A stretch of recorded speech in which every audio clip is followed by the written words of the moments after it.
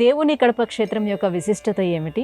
శ్రీ వెంకటేశ్వర స్వామి బ్రహ్మోత్సవాల ప్రత్యేకత గురించి విశ్లేషించండి. లోకంలో బ్రహ్మదేవుడికి పూజలు ఏ పుష్కర క్షేత్రం ఇలాంటి వాటిల్లో ఏ ఒకటి రెండు చోట్ల ఉన్నాయి.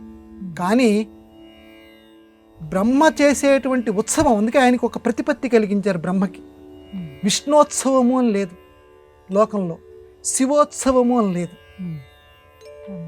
వెంకటేశ్వర స్వామి వారికి చేసేటువంటి ఉత్సవాన్ని వెంకటేశ్వరోత్సవము అని అనం.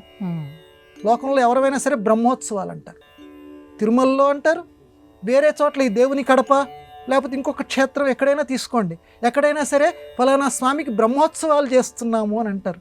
అంటే బ్రహ్మదేవుడికి ఆ ప్రతిపత్తి కలిగించారు, ఆ గౌరవం కలిగించారు. ఎందుకంటే స్వామి నీకు విడిగా అంటూ గొళ్ళు లేవు, మాకున్నన్ని దేవాలయాలు లేవు, ఈ రకంగా నిన్ను ఆరాధన చేస్తాం. ఎందుకంటే నీకు నాకు మధ్య ఎటువంటి తేడా లేదు కాబట్టి, బ్రహ్మ విష్ణు మహేశ్వరులు ముగ్గురు ఒకరే స్వరూపం యొక్క అంశాలు కాబట్టి బ్రహ్మదేవుడి పేరు కూడా లోకంలో మారుమోగాలని చెప్పి బ్రహ్మోత్సవాలు అని అంటారు. సరే, మరి ప్రస్తుత విషయానికి వస్తే దేవుని కడప, దీనికే అసలు పేరు ఏంటంటే దేవుని గడప.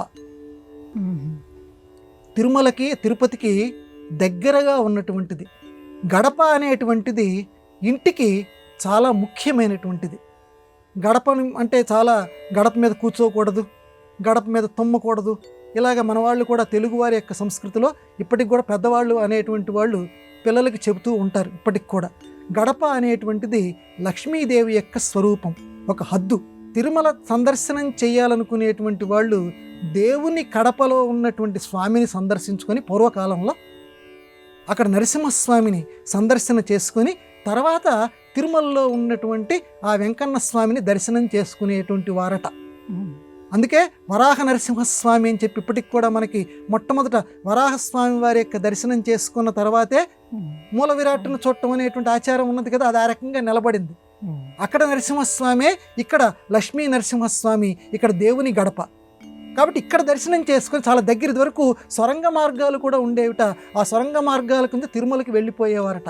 దేవుని గడప, గడప కింద అంటే ఈ గడప దాటిన తర్వాత ఇంట్లోకి అడుగు పెడతాం కదా, ఏ ఇల్లు అయినా సరే, అలాగే ఈ గడప దాటిన తర్వాత తిరుమలలోకి అడుగు పెట్టాలి అని చెప్పి. కాబట్టి ఇటువంటి ఈ దేవునికి బ్రహ్మోత్సవాలు చక్కగా జరుపుతున్నటువంటి పుణ్య సందర్భంలో మనం ఈ ప్రశ్న జవాబు చెప్పుకుంటున్నాం.